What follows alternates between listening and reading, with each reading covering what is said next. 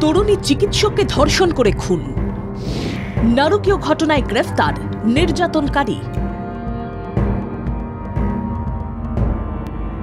শুক্রবার সকালে আরজিকর হাসপাতালে জরুরি বিভাগের 4 তলার সেমিনার হল থেকে উদ্ধার হয় তরুণী চিকিৎসকের দেহ।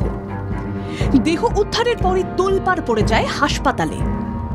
রক্তাক্ত ক্ষতবিক্ষত দেহ মেলায় তরুণী চিকিৎসকের পরিবারের মতোই জুনিয়র ডাক্তাররাও বেজায় ক্ষুব্ধ হয়। ধর্ষণ করে খুনের চাঞ্চল্যকর অভিযোগ ওঠে।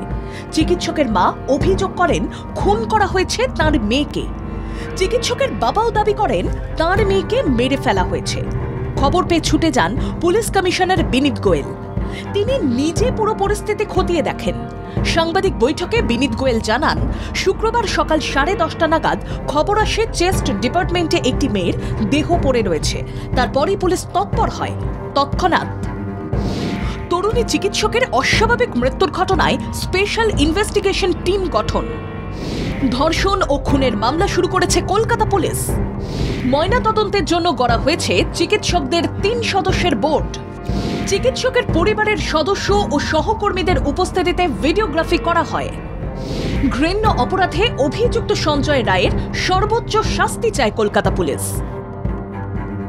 অভিযুক্ত সঞ্জয় রায়ের আরজিকর হাসপাতালে অবাধ যাতায়াত ছিল। সিসিটিভিতে তার পুরো গতিবিধি ধরা পড়েছে। সঞ্জয় রায়ের হেডফোন মেলে সেই সূত্রেই তদন্তকারীরা কুকীর্তের পর্দা ফাঁস করে বলে জানা যাচ্ছে। যদি ওরা ওদের কোনো কিছু ডিমান্ড থাকে family মেম্বার্সে and as far as this team concerned, we are following a very transparent investigation here. CCTV evidence যে সময় ওকে ওখানে ঘুরতে দেখা গেছে এবং যে পিওতে কিছু আমরা জিনিসগুলো পেয়েছি, ওরা ইনকোয়েস্টের সময় ছিল, পোস্টমর্টমের সময় ছিল, ফ্যামিলি ছিল, সবসময় ওরা ছিল sexual assent. There signs of sexual assault as far as this is concerned. Police commissioner আরো স্পষ্ট করে দেন, অপরাধী কোনো রকম যাতে রেহাই না পায় সেজন্য সচেষ্ট থাকবে পুলিশ।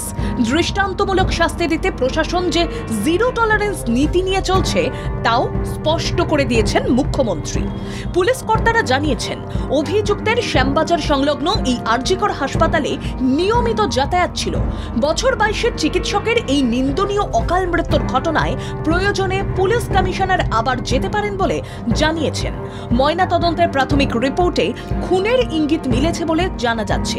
তারপরই রাত থেকে 25 জনকে জেরা করে পুলিশ। জানা গেছে তরুণীর শরীরে 10টি আঘাতের চিহ্ন মেলে, ফলে সন্দেহ দৃঢ় হয়। সিটের সদস্যরা আরো কয়েকজনকে জেরা করতে পারে বলে জানা গেছে। সঞ্জয় রায় একা এই দুষ্কর্মে জড়িত নাকি অন্য কেউ এই ঘটনা ঘটিয়েছে তা খতিয়ে দেখা হচ্ছে। আরজিকর কাণ্ডের প্রতিবাদে রাজ্যের একাধিক হাসপাতালে কর্মবিরতি শুরু করেছেন চিকিৎসকরা। RG Kar, Sagar Dutta medical college, Bardhaman medical college, Bankura Sammilani medical college, Medinipur medical college সহ বিভিন্ন হাসপাতালে কাজ করছেন না জুনিয়র ডাক্তাররা। বিভিন্ন জায়গায় তারা অবস্থানেও বসেছেন। দোষীদের দৃষ্টান্তমূলক শাস্তির দাবি তুলেছে আন্দোলনকারীরা। অরিন্দম চৌধুরীর রিপোর্ট, বাংলা জাগো।